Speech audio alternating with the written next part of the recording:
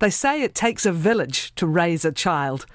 I'm Catherine Ryan, and here we draw on my conversations with experts on 9 to Noon to help you navigate family life. Getting children to help around the house can be a big challenge for parents. Washing the dishes, feeding pets, mowing the lawns, helping with the laundry, tidying their rooms, picking up their toys. How much can we expect children to do and at what age? And what chores, if any, should be tied to pocket money? Psychologist Sarb Johal says there are good reasons to ask children to do jobs for the family. Sarb, good morning. Kia ora, Catherine. So what are those reasons? Because sometimes it makes things longer than if you did it yourself. So what are the reasons for getting them involved? It's very true. It can be a bit of a pain sometimes. Well, children can learn lots from doing household chores. They learn what they need to do to care for themselves, a home and a family. They experience negotiation and relationship skills, improving, communicating clearly, cooperating, working as a team. It helps them to feel competent and responsible, and even when they hate the task, they get the satisfaction of finally completing it, even if they don't like it.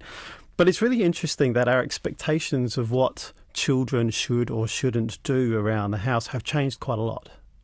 How so, and how do we know?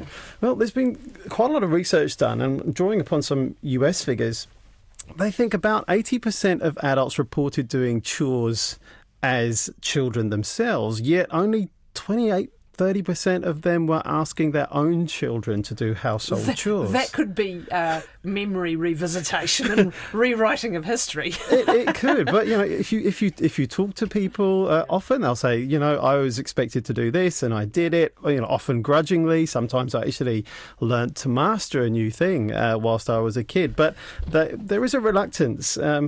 And psychologists, people are starting to think that perhaps there's a growing sense of entitlement that they're worried about seeing in the younger generation around, well, what is it that I'm expected to do and what do I get in return? I suppose the other thing that has happened is that technology has taken a lot of the most gruesome chores and pretty much handed them over to machines.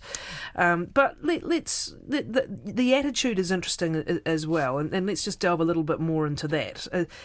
Is it perhaps that because everybody's busy, it's too hard to make the time to do the chores with the kids or to chase them up on it? Is that another factor? Yeah, it's not something that just happens. It is a process of learning.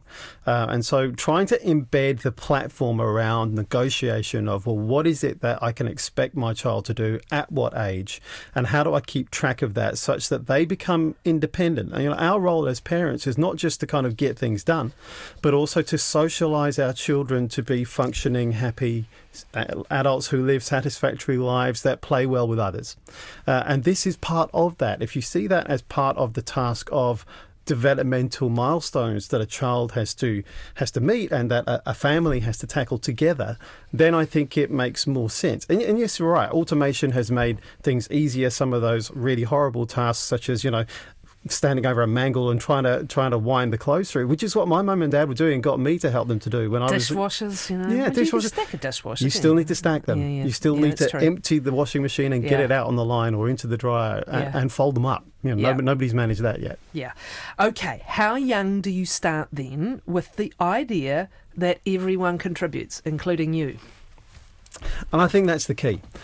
Presenting chores as a way, not only as a contribution to the family, but a way of showing that all members of the family care for each other and they express that support for each other through action, not just through words. So I think you can start at preschool. You can start at... I don't know what it was like in your family, if anyone's listening, but children who are around about 3-4 years old are really often keen to be helpers. They really want to help. And so capitalising upon that. Yeah, absolutely. Capitalise upon that. They're already interested and they may need supervision and guidance.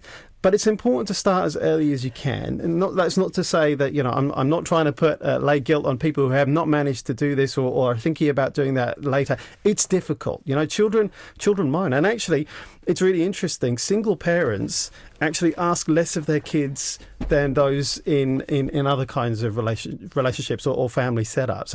And that's because it can be difficult. So often people will say, do you know what, I'm not going to tackle that because it feels too hard. What you're saying is, though, that at that age there's an opportunity to begin to encourage something they're already beginning to innately do, to seize the moment and to start a habit. Or Absolutely. Yeah. And embedding that habit, things like, choosing what they're going to wear the next day, or even laying the clothes out and making sure that the choices are kept to 2 or 3, because that's overwhelming for small children. But things like helping to clear the table, brushing their teeth, learning to set the table, learning to dust, feeding pets. The important thing there is to praise for effort and not to criticise or redo things for them, but be interested in how they did it. And walking them through the process of first we do this, then we do that, because sequencing is difficult. So rehearsing that sequencing for little children, that's the biggest thing that you can do for them, is around praising the effort, sequencing, helping them to sequence, and not criticising. I was just thinking about how important that is. It's another case of something we take for granted, but you come and you see a mess, or you see a pile of clothes, or you see something and we know what to do, but we learn that.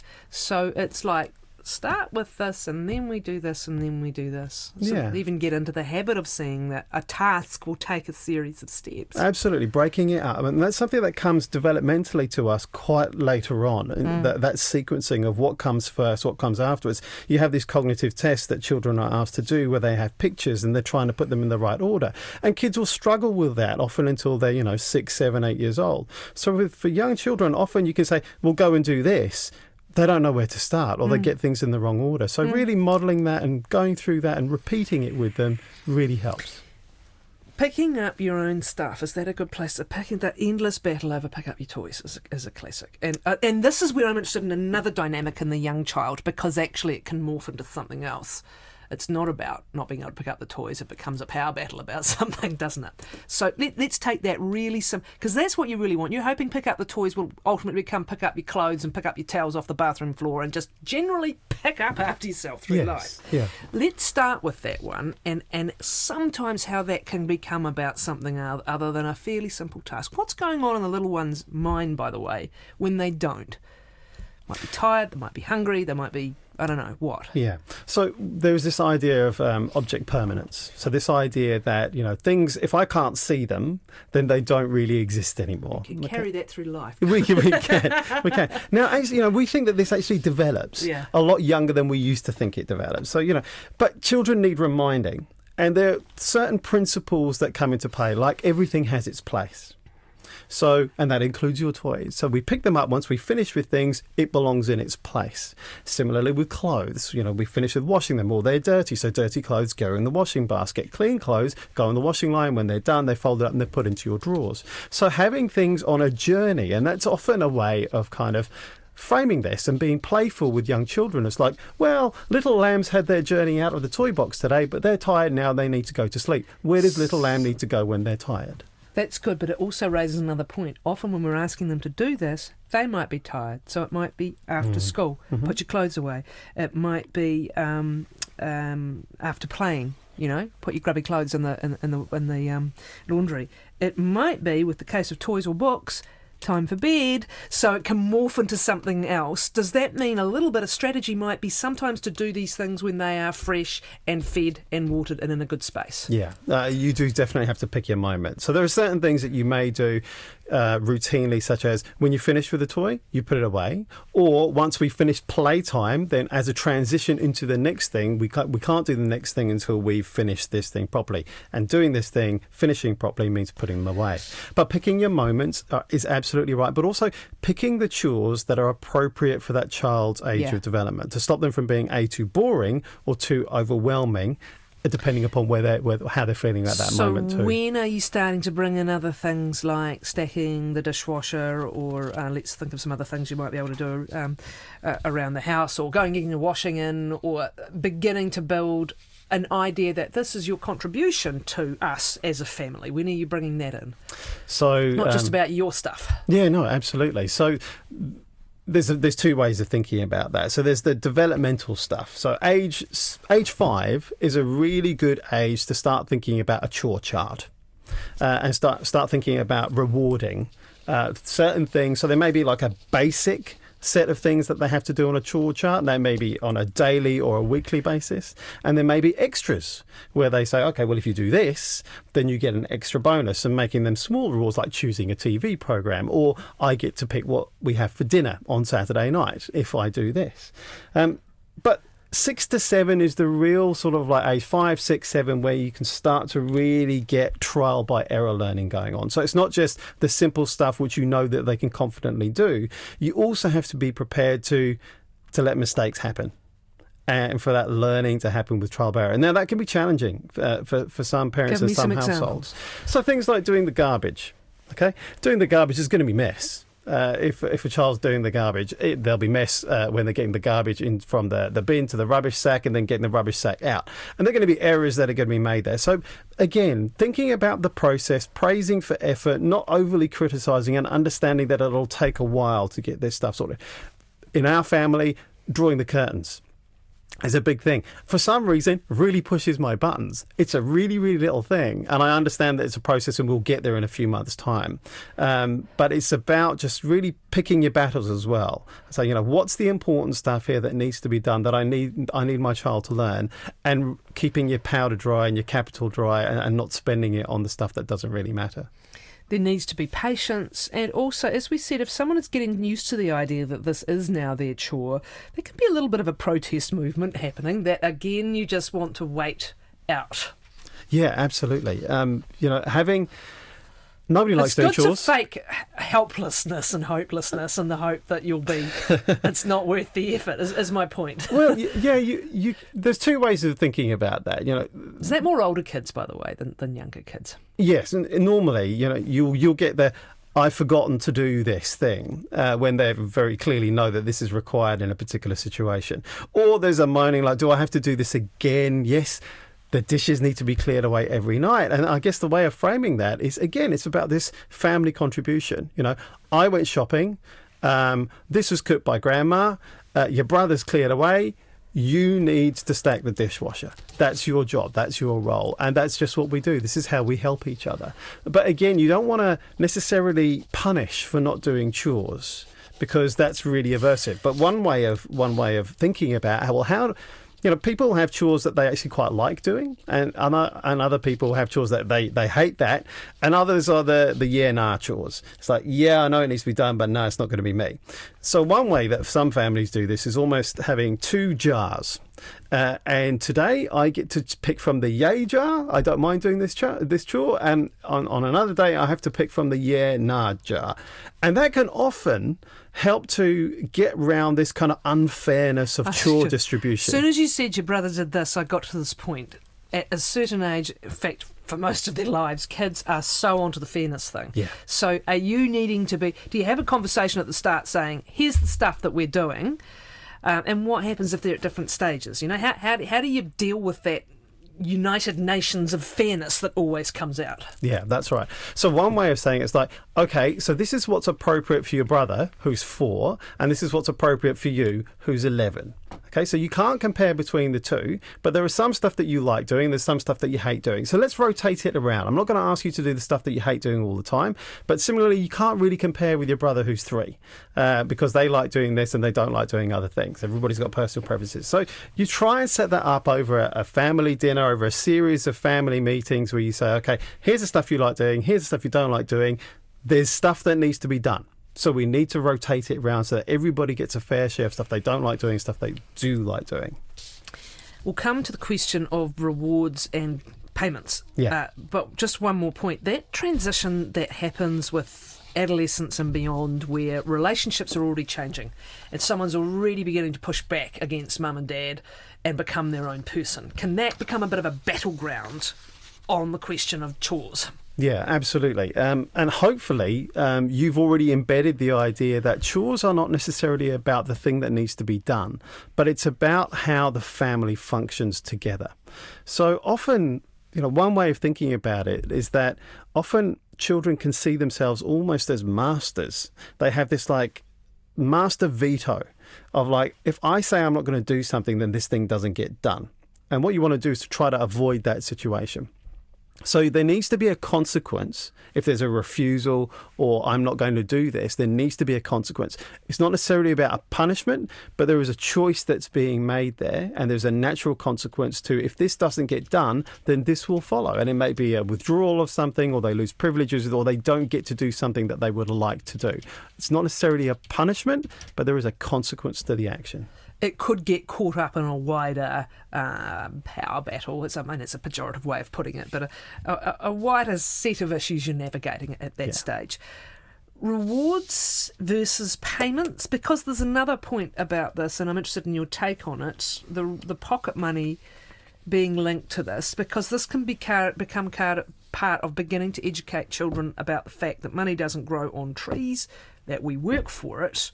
And then it can be associated with doing jobs. Do you entirely separate the two? What's your position on pocket money? Yeah, and it's difficult, and each family makes their own choice on that.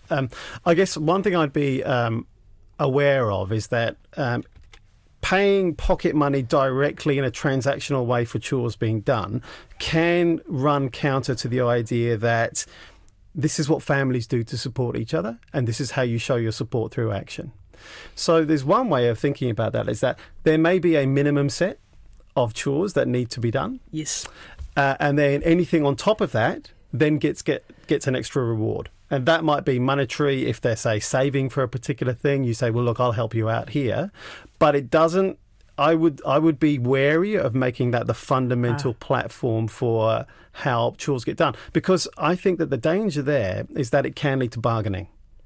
And also, unless you're very clear about what a chore will require and what they'll get in return. They're great bargainers, the teens, and you can use that to your advantage. But I think we've got to think about is that idea that we give and we contribute for the sake of giving and contributing, which again is something you're probably hoping to develop in your young person for life. But a lot of folk will use the pocket money as well. So trying not to conflate, but realistically probably, and as the chores gets more sophisticated, by the time they're mowing lawns and doing gardens and clearing gutters or whatever, I don't know what Osh says about that, but by the time they're getting more sophisticated and time consuming, you could begin to introduce that element. Yeah, well, I guess one way of thinking about it, I've been thinking about it recently, it's almost like a UBI. It's almost like you're saying, okay, This is what you're going to be getting anyway, as a member of a family, because there are certain things that you're going to want to do, and we want to facilitate you doing that. And your contribution to the family and supporting everybody and what they want to do is this. Now, there's extras that you may want to do, and in order to get those extras, then we're going to have to negotiate what the payment for that might be. So, yeah, most kids get pocket money, and there should be a contribution that's expected to that. But I'd be wary of making it directly for each particular thing that they do. The other currency, probably more relevant these days, is can you bring this in at all to your negotiations around screen time, for example?